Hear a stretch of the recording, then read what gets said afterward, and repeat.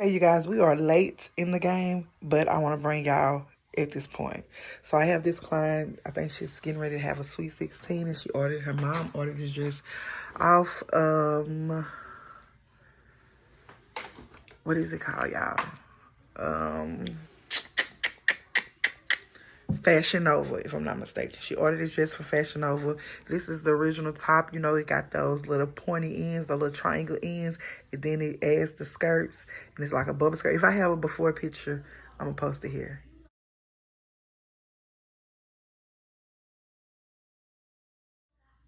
So, yeah, that was the dress before.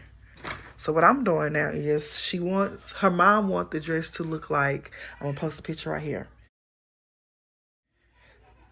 So those were the inspiration pictures, those T-looks, ruffles, bows, and all of this. So what I decided to do was to keep the bubble skirt as like the can to make it poofier, and then we're gonna add 3 layers of ruffles. Now, how I found my measurements in my ruffles is this first layer of ruffles is the length of the bubble skirt, probably like a half an inch, an inch longer, because we really don't want that bubble skirt to show. We just want that to be the puffiness of this look. The second layer of ruffles that we're going to do is this pink color, and then I cut that, so it's gonna be like this. I cut the strip at 7 inches, and this lace, when it's at the longest point, is 3 inches. The shortest point is 2 extra inches added. So the last layer is 5 inches, if I'm not mistaken, you guys. This did require math, so it's gonna kind of be like that. If you see what's going on. So if y'all kind of see what's going on, y'all really gonna see it at the end. So me personally, they do have sewing foots, or you know, like the machine, like this, your foot of your machine. They do have those that create these ruffles. But me personally, I do like doing it this way. It's more time consuming. It really is. I really don't like the sewing 2 lines of threads on the loosest length to gather it. I don't like doing it that way because I'm heavy-handed and my thread always breaking and you have to start all over. So I don't mind. It requires a lot of pins. So what I pretty much do here is y'all got one hand on and trying to do this at the same time. So what I kind of do is I fold my material like this, and I do that, and then I pin it, and then I'm gonna go sew all the way around it. Now, this client only paid for the ruffles for the skirt. If I have enough time, you guys, I will add more to this look. But if not, this is all we get. This is all we get. But I think I want to add some of this color bows up somewhere up in here, because this color, as you guys can see, is a little lighter than this color. But it's not going to be close together, so we just going to see. I think I'm going to add some of this color to up here somewhere, somehow, so we can get it all to look alike and come together. So yeah, I'll see y'all in the next clip.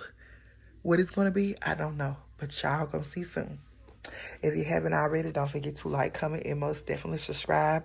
Also, you guys, if you're not ashamed, you're not afraid, comment down below what you want to see next from me. So I'm making bias tape, y'all. I like making bias tape, my own bias tape, because you can make it with any fabric. I'm going to show y'all some pre-made bias tape that you can get from the store. So this is considered bias tape. This is like a cotton bias tape. This is a 1-inch bias tape, but you cut it 2 inches and then you iron it in half like this, and then you fold it inward. Let me show y'all. You fold the 2 sides inside, and then you iron it like that. So right now, y'all, my iron right here don't get really hot. I pray God blesses me with an iron that steams and get real hot when I get my shed, because I don't want that in the house yet. But I'm in the process of folding the sides and the inside, and so it could come out like this. So this outfit I'm working on required a lot of bias tape. This is a satin bias tape. I'm sure you can find that in the store, but it's cheaper to make your own. It is time consuming, but hey, you can always charge more for this part of the outfit because you know you have to do more. So yeah, but I don't mind making bias tape. I like it because you can use it and do it with any type of material. So it can be real custom and everything can match color-wise. Okay, you guys, I have the second layer added. It's looking real cute.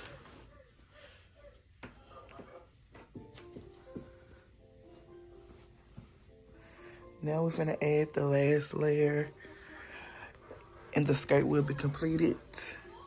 Like I said earlier, I might add some more of this color, this pink, to this area in the top area just to bring the colors all together because the top is like a bubblegum pink. So yeah, I'll show y'all what I do. So I think I told y'all that I was going to add this. I didn't let the mama know before the fitting because there was something extra that I was doing if I had time. So I did sew it on there. I didn't like that it showed the seams. Well, not the seams. I didn't like that it showed the stitches. But I showed the mama that there was an option, and I said, she was like, oh, I love it, I want that. So we doing it, and she said she don't care if you glue it on. It looks good on the body, it looks good, but I just didn't want it to have like thread showing right here. I wanted to look as if it was from there. Anyways, y'all see why I wanted it like that. But we added this little strip through here because this pink of the top is, oh, you making a lot of noise in my video, love.